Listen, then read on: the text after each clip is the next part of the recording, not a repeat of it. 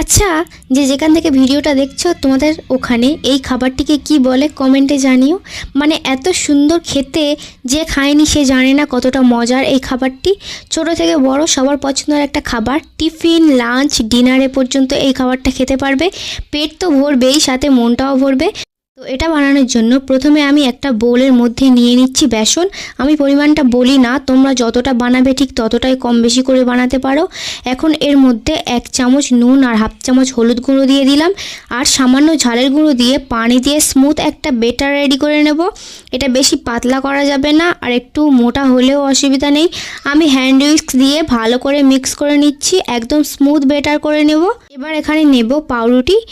পাউরুটিটাকে কোনাকুনিভাবে কেটে নেব, দেখতে ত্রিভুজ আকৃতির হবে। আমি 3টা পাউরুটিকে কেটে 6 পিস করে নিয়েছি, তোমরা চাইলে কম বেশি করে নিতে পারো। এবার এখান থেকে আমি 2 পিস রেখে বাকিগুলোকে সাইডে রেখে দেব। তারপর একটার উপর 1 চামচ আলুর পুর দিয়ে দেব, তারপর চামচ দিয়ে চারিদিকে লাগিয়ে দেব। এরপর এর ওপরে আর 1 পিস পাউরুটি স্লাইস দিয়ে চেপে দেব। ব্যাস হয়ে গেল। এইভাবেই আমি বাকিগুলো রেডি করে নেব। দেখতেই পাচ্ছ আমি ঠিক একইভাবে আরও একটা করে নিয়েছি। এবারে এগুলোকে আগে থেকে রেডি করে রাখা বেসনের গোলার মধ্যে দিয়ে এপিট ওপিট করে ভালোভাবে পাউরুটিটাকে ডুবিয়ে নেব। এই কাজটা একটু তাড়াতাড়ি করতে হবে, না হলে পাউরুটি নরম হয়ে ভেঙে যেতে পারে।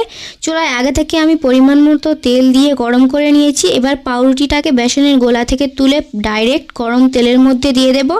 আমি ঠিক একইভাবে বেসনের গোলার মধ্যে বাকি পাউরুটিগুলোকে ডুবিয়ে গরম তেলের মধ্যে দিয়ে দেব। তারপর মিডিয়াম টু লো হিটে এগুলোকে ভেজে নেব। এক সাইড ভাজা হয়ে গেলে এভাবে উল্টে দেব, আর এগুলোকে গোল্ডেন ব্রাউন কালার করে ভেজে নেব। একদম খুব সহজভাবে বানিয়ে দেখিয়েছি। এইরকম সহজ রেসিপি পেতে আমার চ্যানেলটি সাবস্ক্রাইব করে রাখো। আর যদি ফেসবুক থেকে দেখে থাকো তাহলে ফেসবুক আইডিটাকে ফলো করে দাও, যাতে পরবর্তী ভিডিওর আপডেট মিস করে না ফেলো। আমার ভাজা হয়ে গেছে, এবার এগুলোকে তেল ঝরিয়ে তুলে নেব। তারপর এগুলোকে মাঝখান থেকে সামান্য কেটে নেব, আর এর মধ্যে দেব কুচি করে কেটে রাখা শসা। তোমরা চাইলে এটাকে এভাবে টমেটো কেচাপের সাথে সার্ভ করতে পারো, বা এইরকম শসা দিয়ে সার্ভ করতে পারো। যে যেভাবে খেতে পছন্দ করো সেভাবেই খেতে পারো। আমি আর আমার হাজব্যান্ড তো এভাবে শসা ভেতরে দিয়ে ওপর থেকে সামান্য টমেটো কেচাপ দিয়ে খেতে খুব পছন্দ করি। চাইলে শসার সাথে সামান্য পেঁয়াজ কুচি দিয়ে দিতে পারো, বা গাজর কুচি দিয়ে দিতে পারো, খেতে আরও টেস্টি হবে। আমি শসা দেওয়ার পর ওপর থেকে কিছুটা টমেটো কেচাপ দিয়ে দিলাম। এবার এটা খাওয়ার জন্য একদম রেডি। আমার কিছু দূর সম্পর্কের হেটার্সরা আমাকে বলেছিল আমি নাকি ভালো রান্না করতে পারি না।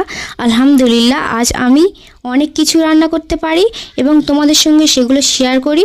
কেমন হয়েছে অবশ্যই কমেন্টে জানিও, আর বন্ধুদের সঙ্গে শেয়ার করতে একদম ভুলবে না। আমার চ্যানেলে নতুন হলে চ্যানেলটা সাবস্ক্রাইব করে দাও, আর ফেসবুক থেকে দেখে থাকলে অবশ্যই আইডিটাকে ফলো করে দাও।